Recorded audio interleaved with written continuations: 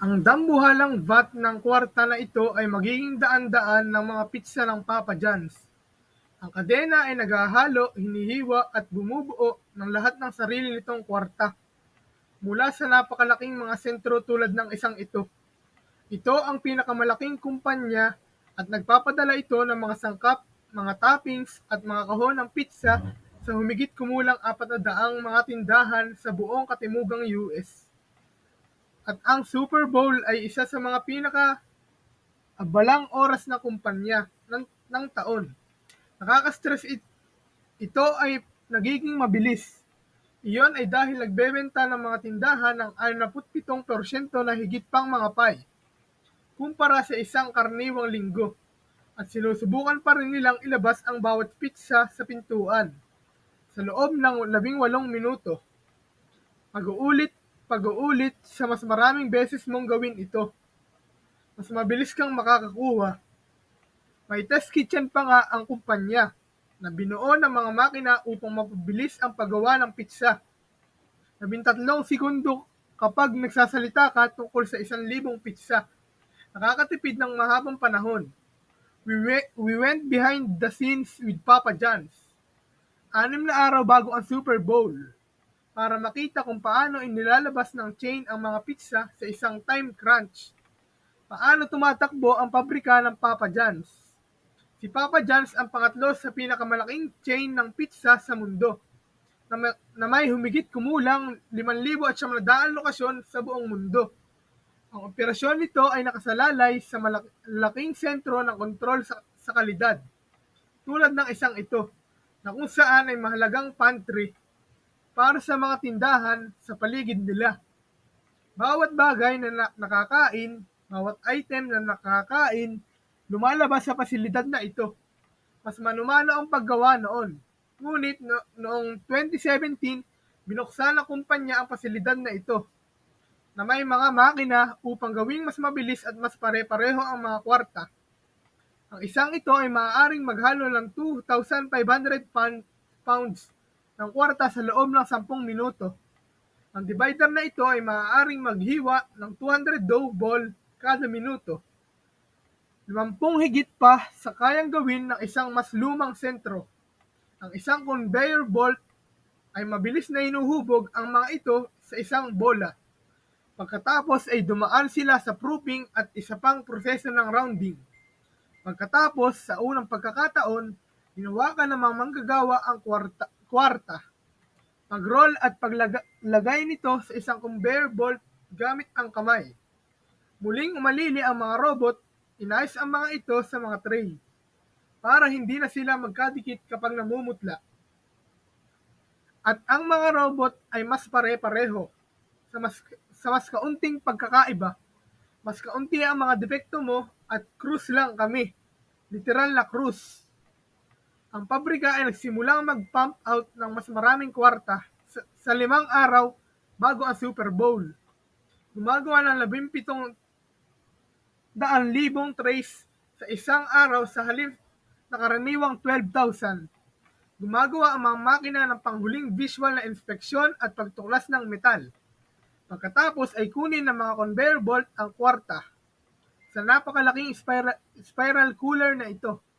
Pinapalamig nito ang kwarta hanggang sa temperatura ng mga walk-in cooler, habang ang temperature ay isang sikreto. Sabi ng kumpanya na hindi ito nagyelo.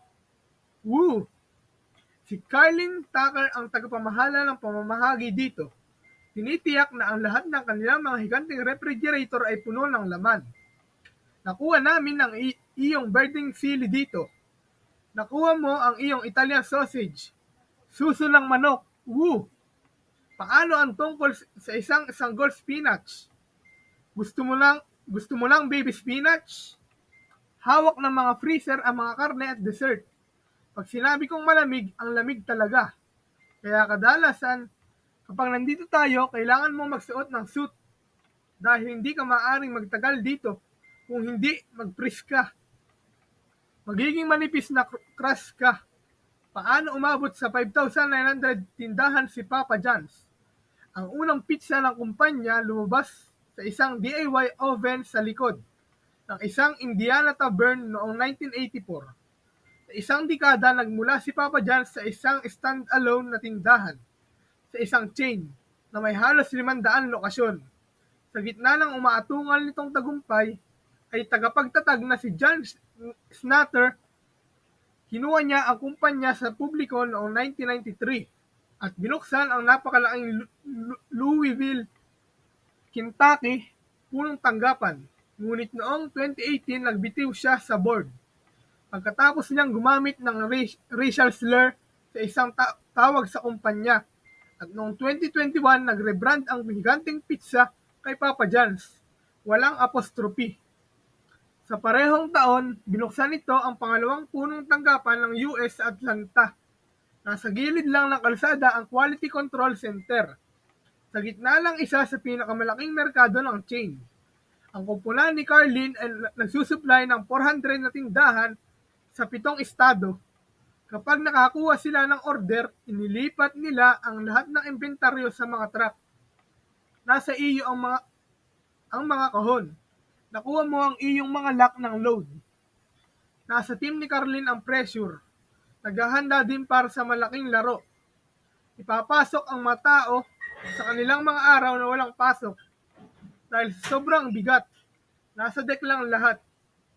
Sa buong US, ipapadala ang mga center na ito. Mahigit 1.5 milyong libra ng keso at 5 milyong dough balls ngayong linggo. Ngunit mayroon silang ilang kapaki-pakinabang na kagamitan. Kaya kung wala kaming mga forklift na ito, napakahirap maging mabilis. Upang maging mahusay, tiyak na magtatrabaho kami 15, 16, 17, siguro kahit 20 oras. Kaya binibigyan tayo nito ng pagkakataong maging mas mabilis upang maging mas mahusay. Habang automated naman si Papa John's. Karamihan sa Atlanta Dough Center nito noong 2017. Hindi nito hinawakan ang proseso ng paggawa ng pizza. Ang mga tindahan ay gumagawa pa rin ng pizza sa pamamagitan ng kamay. At tumagal ng 2 minuto ang isang pizza. Ngunit sa isang malaking araw tulad ng Super Bowl, lumitaw ang isang sakit na punto. Masyadong matagal ang pag-stretch ng kwarta, kaya dinala nila ang problema sa Papa John's Test Kitchen din sa Atlanta. Sa loob ng Papa John's Test Kitchen, dito sinubukan nila Joel at Chris ang mga solusyon. Paano namin sinusubukan ang mga bagong produkto para matiyak na hindi nila masisira ang ating sistema mula sa isang operational perspective.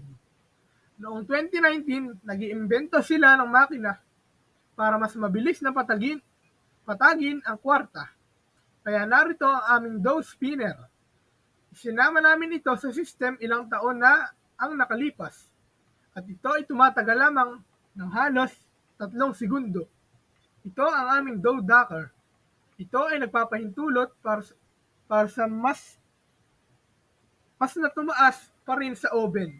Ngunit nakakakuha ng ilang hangin mula sa kwarta. Pagkatapos ay isasampal lang namin ito sa tamang sukat.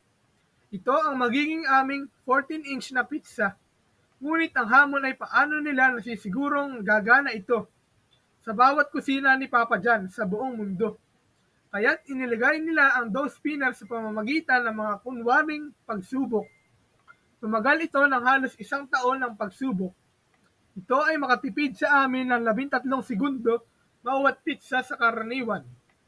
Sa panahon ng aming malaking araw na benta, kahit na ito ay hindi gaanong tunog, ngunit 13 segundo kapag nagsasalita ka tungkol sa 1,000 pizza, nakakatipid ng mahabang panahon. Sa unang bahagi ng 2020, nagsimulang ilunsad ni Papa John's ang mga dough spinner sa mga tindahan. Talagang naibsan nito ang ilan sa mga panggigipit na iyon na pinagdadaanan ng mga membro ng aming kupunan sa paggawa ng pizza na iyon. Paggawa ng mga pizza araw-araw ay nakakapagod. Gagawin ito ng makinang ito ng tama sa unang pagkakataon. At ito ay gagawin ng tama sa 1,000 beses.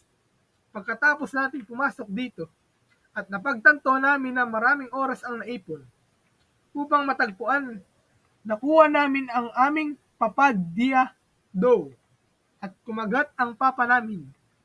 Ang makinang ito ay tumutulong sa pagnipis ng kwarta at mag-ahit ng 8 segundo sa oras ng paghahanda sa papadiya. Kaya isipin kung ano ang ginagawa nito sa aming mga araw ng high compression at sa aming malalaking araw ng negosyo. Sinubukan din nila ang mga bagong kahon ng pizza. Sandaling lumabas ito sa oven. Naglalagay kami ng probes sa pizza para masiguradong mainit ang mga pizza.